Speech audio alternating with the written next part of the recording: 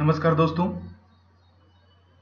आज मैं आपको इंडिया के टॉप 10 गवर्नमेंट जॉब के बारे में बताने वाला हूँ और इस काउंटडाउन की शुरुआत करते हैं 10 नंबर से। 10वें नंबर पर आता है लेक्चरर इन गवर्नमेंट यूनिवर्सिटी। हाँ, अगर आप चाहते हैं कि दिन में सिर्फ कुछ ही घंटे काम करें तो आपके लिए जॉब सबसे बेहतर है, जिसमें आपको अप्लाई करने के लिए PhD डिग्री की आवश्यकता होती है और उसमें बेहतर सैलरी भी दी जाती है। 91,538 से लगभग 3 लाख तक पर एनम आपको सैलरी दी जाती है। और अब आता है 9वां नंबर। 9वें नंबर पर इंडियन रेलवेज के इंजीनियर पद पर आप अप्लाई कर सकते हैं। ये जॉब भी बहुत महत्वपूर्ण है क्योंकि पूरे देश में आप ट्रेन से फ्री में ट्रेवल कर सकते हैं और आपके हाथ में 1000 वर्कर्स की पावर होती है। इस जॉब को करने के लिए अगर आपके पास कोई भी इंजीनियरिंग डिग्री है तो आप इसमें अप्लाई कर सकते हैं और इसकी सैलरी 50,291 रुपया स्टार्टिंग से दी जाती है। और अब आता है 8वां नंबर पर बैंकिंग ऑफिसर की जॉब आती है। जॉब के क्षेत्र में बैंकिंग जॉब बहुत अच्छी मानी जाती है।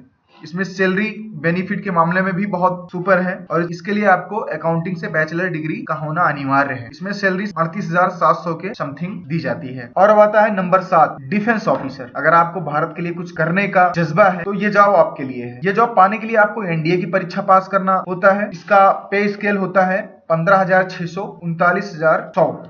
और अब आता है 6ठा नंबर, आर्कियोलॉजिस्ट का। अगर आप ऐतिहासिक स्थानों, इमारतों और इन विरासतों की खोज करना चाहते हैं तो ये जॉब सिर्फ आपके लिए है। अगर हम बात करें सैलरी की तो इसमें 37,400 से 67,000 रुपया पर मंथ होती है। इसमें मास्टर डिग्री की आवश्यकता होती है, जिसमें आपको एमफिल, PhD, BA के साथ करना अनिवार्य होता है। और अब आता है 5वां, ये रॉ की पोस्ट के लिए है। रॉ भारत की एक हाइड सर्विस है। इसमें यूपीएससी के सभी परीक्षा पास करने के बाद में जो टॉप लेवल के IAS अधिकारी होते हैं, सिर्फ उन्हीं को इसमें परीक्षा के लिए अलाउ किया जाता है। और इसमें अगर सैलरी की बात करें तो बहुत अच्छी सैलरी मिलती है। इसमें 80,000 से 1.3 लाख तक प्रतिमाह सैलरी इसमें दी जाती है। अब आता है चौथा नंबर DRDO और इसरो का है। DRDO और इसरो एक सम्मानित संस्थानों में से एक है जो कि सरकारी वैज्ञानिकों द्वारा चलाई जाती है। इसरो में जॉब पाने के लिए आपको ISTE से बीटेक करना होता है, जिसमें 65% से ज्यादा मार्क मान्य होता है। इसरो IIT और NIT से भी कुछ प्लेसमेंट करता है और इसमें जो सैलरी मुहैया कराई जाती है वो होती है 15,600, 39,100 रुपए इसका पे स्केल होता है और 5400 रुपया ग्रेड पे होता है और सरकारी सुख सुविधाएं अलग से होती है। अब आता है नंबर 3 यानी IFS, Indian foreign service officer का एक बहुत ही रिस्पॉन्सिबल पद होता है, जिसमें IFS ऑफिसर को मौका होता है अपने देश को वर्ल्ड के सामने पेश करने का। इसमें आपको पूरा वर्ल्ड घूमने के लिए भी मिलता है, जिसमें कई देशों की एम्बेसियों में आपको काम करना पड़ सकता है और देश के आधार पर आपको सैलरी मिलती है। जैसे अगर आपकी US में नियुक्ति होती है, US के एम्बेसी में अगर आपकी नियुक्ति होती है तो वहां $4,000 यानी 2.4 लाख पर मंथ है। इसमें जाने के लिए आपको UPSC के 4 लेवल की परीक्षा पास करना होता है, जिसका रिक्रूटमेंट गवर्नमेंट ऑफ इंडिया करती है।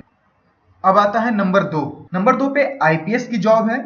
यह देश की एक बहुत ही आकर्षक जॉब है।